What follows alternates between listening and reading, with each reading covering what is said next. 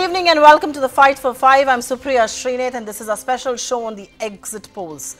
The battle for the Big Five has just ended and the exit polls gives Congress the clear edge in the Hindi heartland, it seems so far.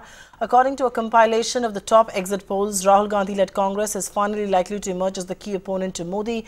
The Grand Old Party is likely to make a comeback in Rajasthan and Chhattisgarh. Will it be a neck-and-neck in Madhya Pradesh, or so it seems? KCR-led TRS has emerged as a clear winner in the Telangana. Finally, Mizoram is heading towards a hung assembly. I've got very special guests right here on the show with me. Vineet Goenka, member of the and the national co-convener of the IT cell BJP. Rohan Gupta, spokesperson of the Congress. Ghanshyam Tiwari, spokesperson of the Samajwadi Party. And Smita Gupta, senior fellow, the Hindu Center for Politics and Public Policy. Thank you very much, each one of you, for being with us. And it's only fair that I start with the expert on the show. And Ms. Gupta, thank you very much for making your debut right here on ET Now. What is your big takeaway? Because poll of polls is clearly giving an edge to the Congress party in Rajasthan, a neck-and-neck in the BJP. The Telangana, of course, seems to be going the TRS's way. But Chhattisgarh so far is also advantaged the Congress party. What do you make of what the numbers are telling us? And yes, this is just exit polls. This is not the final tally. This is an indicative number liable to change come the 11th. Ms. Gupta.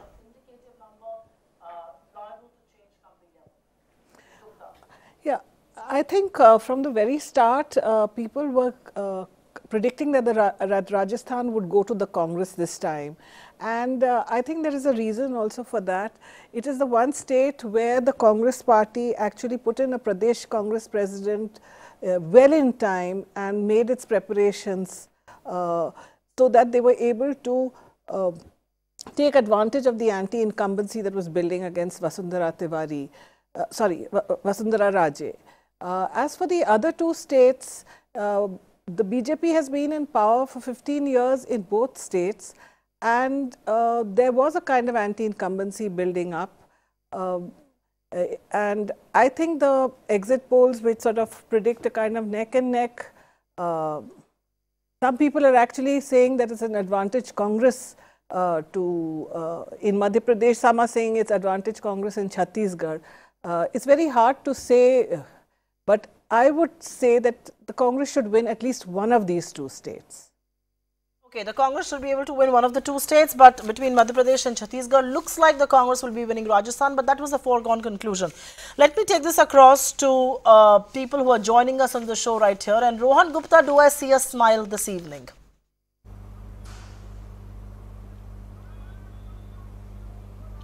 Yeah, big smile. And not because of the exit polls, but because of the ground reports. See, exit polls we have seen in past, they have failed miserably. So I don't want to comment on that. We have seen even in Gujarat, or if you see Tamil Nadu, we have seen that they have failed. So I think it will be too early to comment on the sanctity of exit poll. But point is, I have been on ground in Rajasthan and Madhya Pradesh for some time. There is anger in people because BJP, what they decided is that even if the people are unhappy, whether it is farmer, youth, women, they just did their campaign on non-issues. They thought that they have won elections in UP in past, they have won elections in other states in past only on emotional issues or non-issues. They will go through again. I think people of this country, they have decided to teach them lesson that at the end of the day, you are voted in power to fulfill the aspirations of people, to fulfill the promises of the people. You cannot just fight elections on non-issues and emotional issues, just make people emotional on the basis that this one said this and this one said that. At the end of the day, what counts is what is the situation of people. This is the message I feel from ground. And this is the message you will see on 11th of December. Rohan Gupta, I'm glad a Congress person comes on my show and finally says it's a big smile. I haven't seen the Congress smile in a while. And you obviously think that none of us are fair to you. But I am glad you say that. Vineet Goenka and Ghanshyam Tiwari were smiling in equal measure. If you were to lose Rajasthan and it's very neck and neck in Madhya Pradesh and it's advantage Congress in Chhattisgarh, how big a body blow is this going to be, Vineet Goenka? So let me just correct you, I'm smiling because I know my ground reports and we are coming back in all the three states. And we are going to make big roads in Telangana as well as in Mizoram. So that's what is my feedback and my ground this thing, because when I visited Rajasthan, things changed in the last 10 days. It changed drastically and you could see that on the voters' face, and today I could feel that when we were there in Jaipur today. Oh, interesting, interesting. So the BJP still wants to be optimistic. The BJP still says that they will come back in Rajasthan, Madhya Pradesh and Chhattisgarh.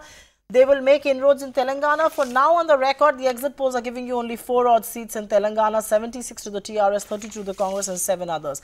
Of course, there are questions to be asked of Ghanshyam Tiwari as well. And Ghanshyam Tiwari, while the SP has not been a very operative partner, the BSP has been fairly active in these elections and looks like the gamble hasn't paid off at all. Whether it's Chhattisgarh, where according to these exit polls, you haven't been able, I mean, the BSP hasn't been able to make a mark at all, 6 seats to the others. I don't know if everybody is combining BSP amongst those 6 others. Rajasthan also just about 1 odd seat in the exit polls. Nothing in Madhya Pradesh. I mean, these elections are telling us a story that at least in the Hindi heartland, where the BJP and the Congress are in direct contest, a third player doesn't really matter. And why is it that Behenji did not see that writing on the wall? Well, the elections are telling us a story, but to start with, I believe that BJP has chosen to put a brave face and sort of mislead their own spokespersons about the ground realities. But coming to your pertinent question, it is clear that the fight is emerging as a bipolar fight. But some exit polls also show that had there been an alliance, then this mood of changing governments in these 3 states would have been even more unequivocal. And that is where Congress missed an opportunity. As far as Samajwadi Party is concerned, we are very, very satisfied with the way we campaigned in these states. Akhilesh Yadav ji was there from Chhattisgarh to Madhya Pradesh to Rajasthan to put out his agenda, his vision, to show that the party has its unique identity and it can stand on its own leadership and on its own cadre with its own track record of work. In that, we just don't read only the number of seats as a result, the number of good candidates we were able to put out, the votes we got, and the way it strengthens our cadre. We still believe that the others will play a role in Chhattisgarh and to an extent in Madhya Pradesh. The results will be out there for everyone to see on 11th. Fair point indeed, and I get your point when you say that there could have been an alliance on the ground and that could have changed the picture even more. The onus for having an alliance lies as much on you as it does on the Congress party, and you have failed to very often form that alliance.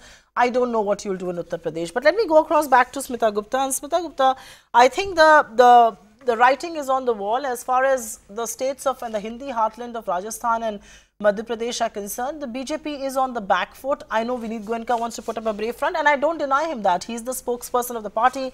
He is supposed to fight for their cause. But the question is, what do you believe tilted the scales in the favor of the Congress, or is this actually scales being tilted against the 3 successive stints of the chief ministers in Chhattisgarh and Madhya Pradesh, and Rajasthan always alternates between BJP and the Congress? So there was no big surprise there.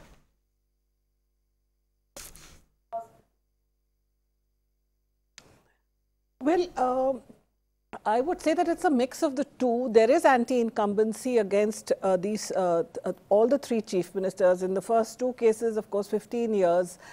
One interesting point that we should note is that in previous state elections that have taken place in the last few years, there was this accepted wisdom that even if the state chief minister, if the state was held by the BJP, was not good enough, then in the last 10 days, Mr. Narendra Modi would come and he would change the mood completely. But we've seen that has not happened this time, which would suggest that the BJP itself did not wish to risk using Mr. Modi in quite the same way as it was using him in previous elections. Secondly, as far as the Congress party is concerned, I'd like to say 2 things. One is that in Rajasthan, of course, they were very well organized in terms of a long-term plan.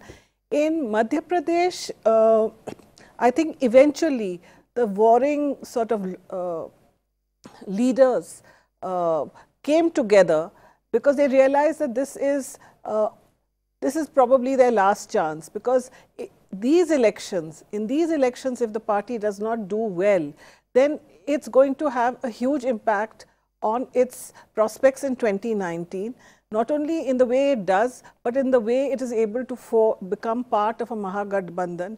What kind of role it would get would be determined by the results of these elections.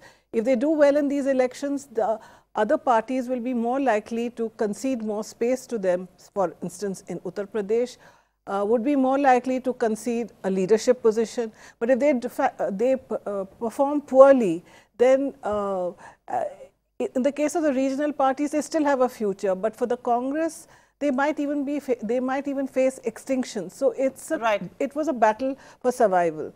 The second thing I want to say is that people talk about how the Congress should have had an alliance with SP, BSP, the Gondwana party, with Ajit Jogi's party.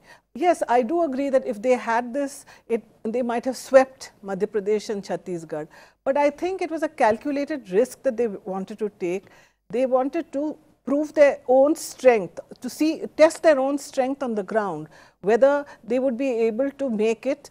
And if, as the exit polls are suggesting, it has become not become a three-cornered fight, right? But it's just a bipolar fight. Then maybe that strategy has worked. Right. Smita Gupta, that's an important point, and I think I will ask a question of that to Rohan Gupta. And Rohan, one of the things that Smita is saying is also being said by a lot of other people, and you know, Ghanshyam Tiwari, who could have been in a part of your alliance, also says it on air right here in this show, that you chose not to do an alliance. But wasn't it too costly a risk to bear to test your own strength? Because if you as a senior partner is not going to reach out to junior allies for an alliance, then, you know, God save you until the kingdom comes in Uttar Pradesh.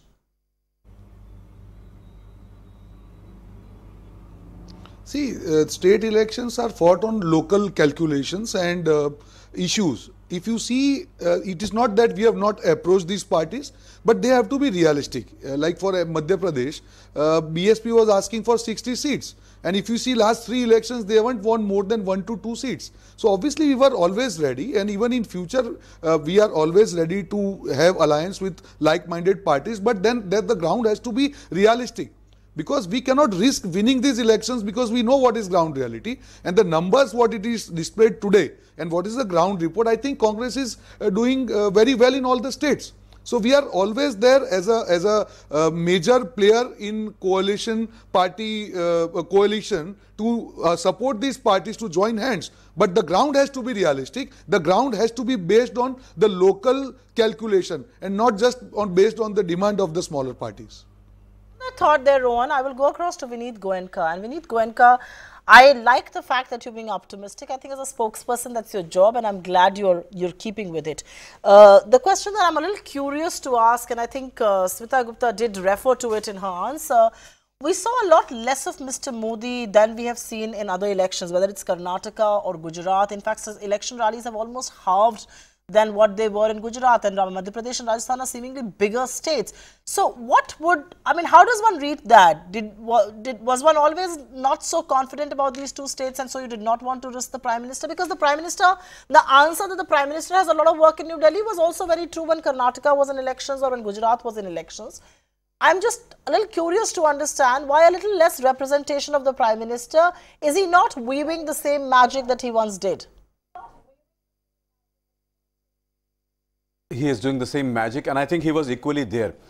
It's the eyes which see things green or black, but he was always there. And I'd like to tell you one thing. I visited Nawalgarh, a small hinder town near Jhunjhunu, and I could see the impact there. Now, there are 2 listening tools. I just remind the voters here that I was national co-convener in 2014 when we were listening to the online debates also, and now also when I was reading the online mood and also the on-ground mood. I think what you're talking about is not correct. The people liked the firm leadership of Modi ji as well as the work done ground there in all the 3 states. Let me give an example of Ranjangaon of Chhattisgarh. When we went there, women came out for voting very, very confidently, which was not seen in the last 15-20 years. Women, when they come out very firmly, they represent the home and the mood of the home. And that could be done only because the state government could give them the law and order situation. Now, the election is over. I would not like to get into all these details. But yet, let me tell you, let Congress be happy for next 4-5 days till the action number comes. Naseeb to andar band ho gaya hai na. 11 तारीख को सुबह पता चलेगा. 3 things which worked was the firm leadership, the progress, and the people's liking is there was something which is called as corruption-free government from all these states. Let me other hand remind, if Rohan Gupta would like to use the jumlas of EVM kharab tha ya fir EC did not cooperate, they want to start it right now, or they would like to start that on 11th of December. That is No, his no, choice. no. I will tell you something. 1 second. Vineet Goenka, you are right. नसीब तो सभी का बंद हो गया है, आपका भी हो गया है. But just to He is point over out, optimistic. no. Just to point out here, Mr. Modi did all of 10 rallies in Rajasthan and Madhya Pradesh. He did 27 and 30 in Gujarat and Karnataka. So, I mean, to say that my eye is not seeing green and seeing black, I think I don't stand corrected there. But I will take this point to Ghanshyam Tiwari.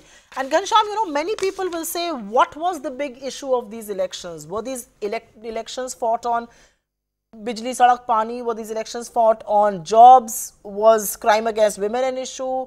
The fact that the Congress seems to be making a comeback in Rajasthan and Madhya Pradesh, is it the rural part of India that's going to turn the tide? Is the rural stress telling on these elections? What would you put your finger to?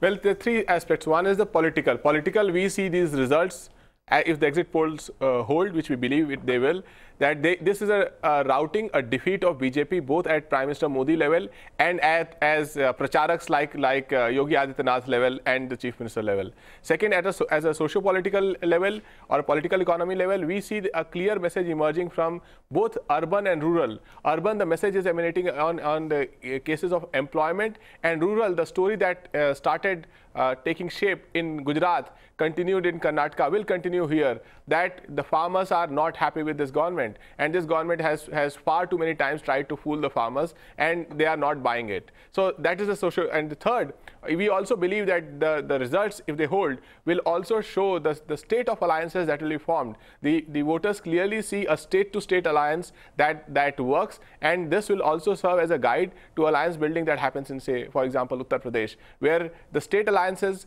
is the chemistry between parties will come into play rather than looking at one comprehensive picture. No, fair point indeed. Smita Gupta, I'll come to you, and then I will go to both Vineet Goenka and Rohan Gupta, because they have to answer a very square question that I have in mind for both these politicians this evening. This communal stance, who is a better Hindu? What is my Gotra?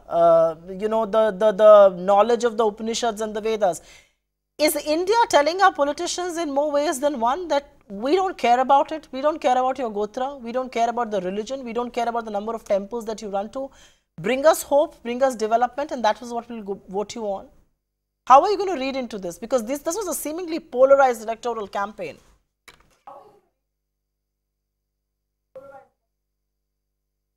I know both parties say that they campaigned on actual issues like rural distress, demonetization, and all these kinds of issues. But the Hindutva rhetoric was very strong on both sides.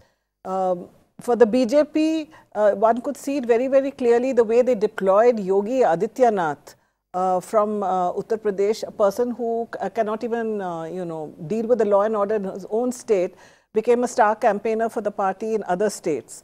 So obviously they felt that the Hindutva factor had to be used. But the Congress, I think after, maybe perhaps for the first time on such a scale, has deployed the saffron card, a kind of soft saffron card. If you ask Congress people, they will tell you, everybody puts this label of pro-Muslim party, pro-minority party, and this has sort of lost us votes and our support base. So we are only doing it to neutralize it. We are actually very, very secular. But I sometimes wonder that, maybe the Congress does very well, wins all the three heartland states, maybe even emerges as the single largest in Mizoram. But they keep talking about the idea of India. Would they have, in the process of using this Hindutva card so strongly, would they have lost India? No, absolutely. And that's a question that the Congress party should be answering, and I'll go across to them in just a bit. But Vineet Goenka, एक बड़ी बुरी खबर है. हैदराबाद का नाम तो लग रहा है हैदराबाद ही रहेगा. उसमें कोई बात नहीं, आज नहीं होगा तो कल बदल देंगे. वो तो नहीं, आप नहीं बदल सकते हैं. नहीं, हमारे मन में राम है, हाथ को काम और जेब में दाम है. तेलंगाना के लोगों ने आपको बोला है कि आप बदल नहीं सकते हैं. ये सत्य आप स्वीकार कर लीजिए. तेलंगाना आपको बोल रहा है नाम बदलने की जरूरत नहीं है, दरकार नहीं है, आप नहीं बदल सकते. को पता चलेगा. Accept this truth. 11 तारीख को पता चलेगा. चलिए ठीक है. And you and I promise we'll talk on the 11th, and you will again be giving me this false bravado of changing Hyderabad's name. Anyways, that's a bone I had to pick. Yeah. See, Go ahead. Somebody had told us that you are party of two people. You have no place in parliament. You know, so from the people of party of two-member parliament in the parliament to today with this kind of majority, I think it is done. I'll tell you two simple things what people talk about.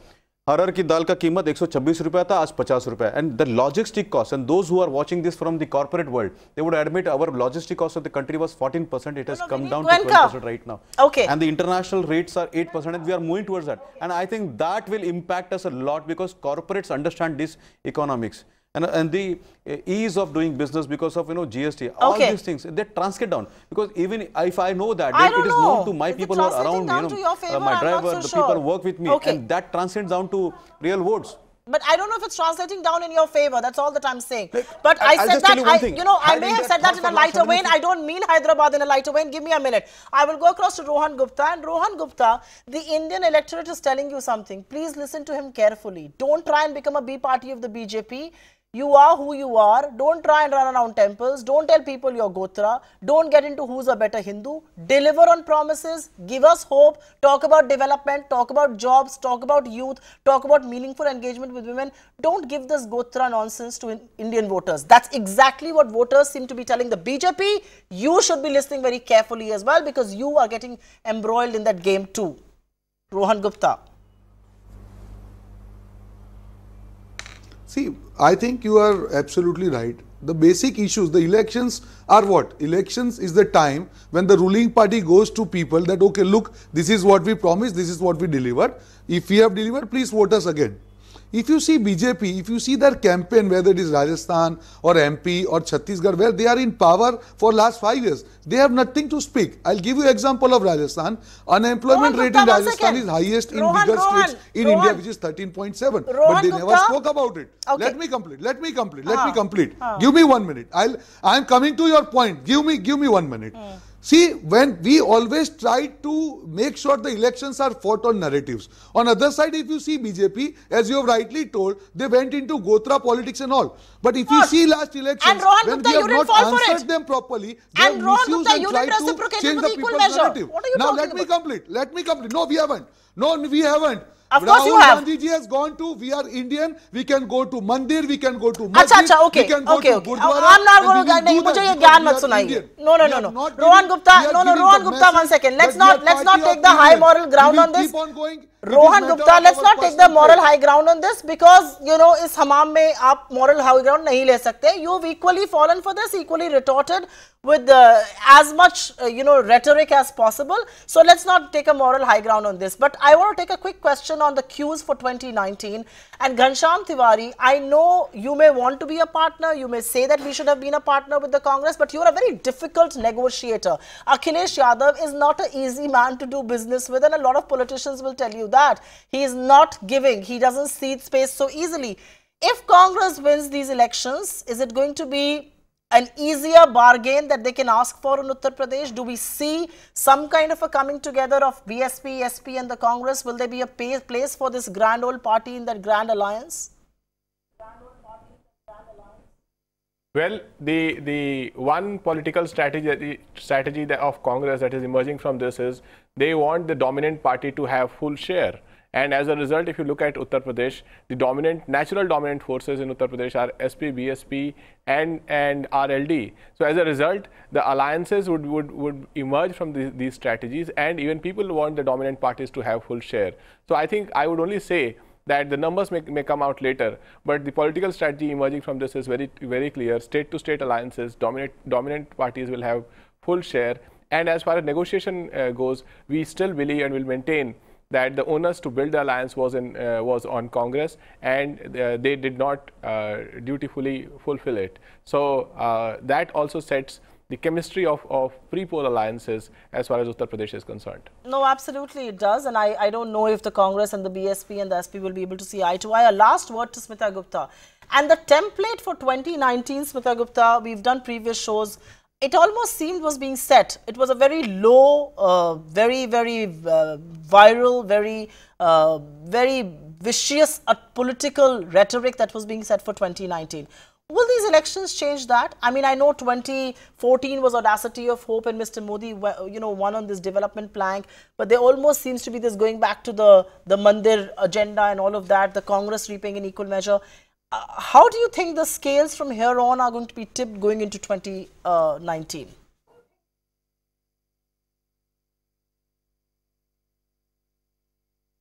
I think that the BJP will, I think either way actually, the BJP rhetoric will remain the way it is. I mean, let's just take the Buland Shahar episode.